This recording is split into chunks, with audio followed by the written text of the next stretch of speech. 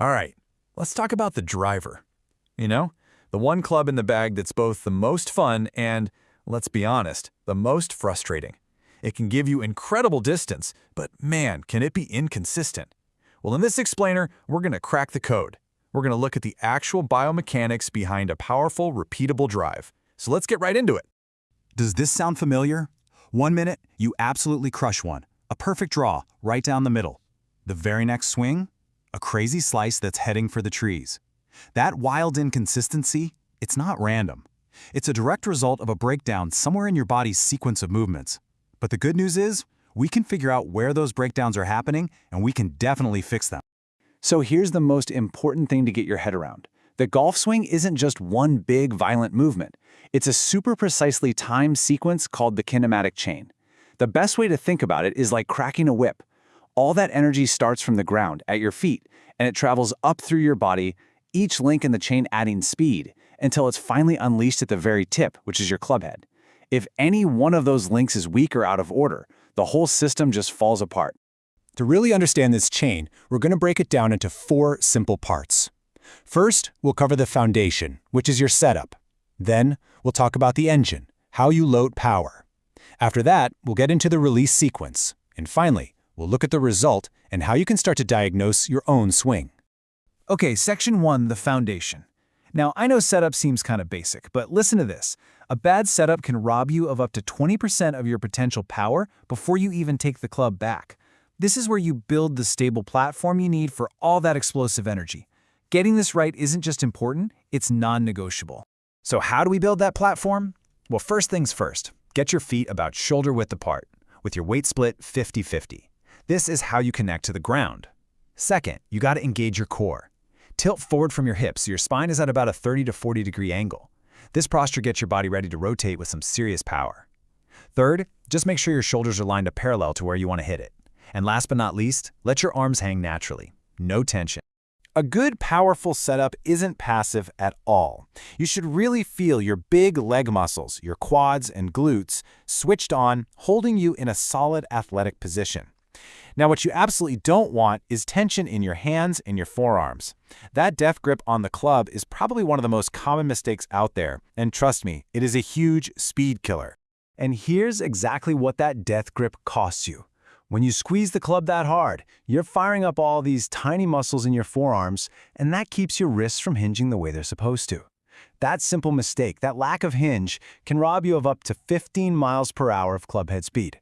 That's a ton of distance, lost before you've even started the swing. All right, Section 2, the engine. Now we're getting into the backswing. The whole point of the backswing is to load up potential energy. The best way to think about it is like you're coiling a giant, powerful spring. It's not about lifting your arms up high, it's all about rotation and creating resistance. The sequence here is absolutely critical. The takeaway has to start in one piece. Use your big back and chest muscles, your lats and pecs, to move the club, your arms, and your shoulders all together. Now here's where the magic really happens. Your shoulders are going to rotate a full 90 degrees while your hips only turn about 45. That difference between the two is what creates torque.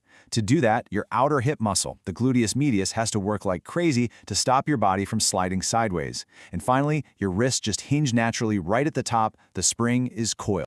And this right here is the huge difference between rotating and swaying. The pros create massive torque by turning their upper body against a stable, resisting lower body. That resistance is all thanks to that gluteus medius muscle.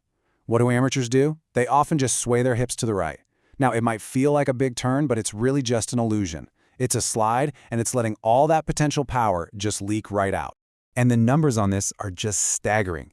A simple lateral sway can kill your potential torque by as much as 30%. You're leaving a huge chunk of power on the table, all because one muscle isn't doing its job to create that crucial resistance. Okay, Section 3, the release. So we've coiled that spring, and now it is time to unleash it. This brings us to maybe the single most important concept in the entire golf swing. The downswing is a chain reaction that has to start from the ground up. It is not, and I repeat, not about just pulling the club down with your arms and hands. This is what the pros call the proximal to distal sequence, and it happens in the blink of an eye. Just look at this timeline. The very first thing to move are the hips, starting to rotate back towards the target. Then, the torso follows, pulled around by your obliques. It's only after the lower body has started to unwind that the arms begin to drop into place.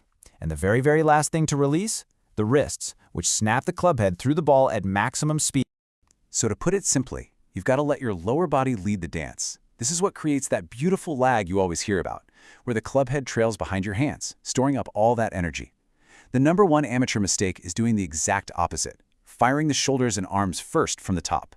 That's the dreaded over-the-top move, and it is a certified killer of both power and accuracy. And here's why. When you fire your shoulders first, you throw the club outside the correct path, and it forces you to cut across the golf ball from outside to in. This little deviation is usually between 5 and 10 degrees, but it's enough to put a ton of side spin on the ball. And you know what that side spin causes? Every golfer's nightmare, the slice. But when you get that sequence right, you arrive at this beautiful impact position. Look at this. Your hips are totally open to the target, but your shoulders are still square. That's proof of proper sequencing. Your lead arm is straight, creating a wide arc, and about 80% of your weight has shifted to your front foot. This is it, the moment of truth, maximum energy transfer. Okay, last section, the result. So how do you actually know if you did all this stuff right? Well, the answer is right there in your finished position. It's not just for looking good for the camera. Your follow-through tells the complete, honest story of your swing's efficiency. Think about it. If you've moved all that energy correctly through the kinematic chain, from the ground up, you're going to naturally end up in a stable, balanced follow-through. Almost all your weight will be on your lead foot. If you're off balance, or you're falling backwards, or your arms are all collapsed, that's a dead giveaway that one of the links in that chain broke down somewhere along the way. So here's a little cheat sheet to help you diagnose your own swing. A grip that's too tight, you're losing speed. A hip sway in the backswing, you're losing torque. Coming over the top, you're going to get a slice. And that bent lead elbow at impact, the chicken wing, that leads to weak pushes and slices too. See? Every single error has a direct and measurable consequence. So you see, the golf swing isn't really a mystery. It's just a chain of events, and a powerful, consistent drive comes from making sure every single link in that chain is strong, and more importantly, that it fires in the right order. So, the question for you is this. On your next trip to the range, which link in your kinematic chain are you going to focus on? Thanks for watching.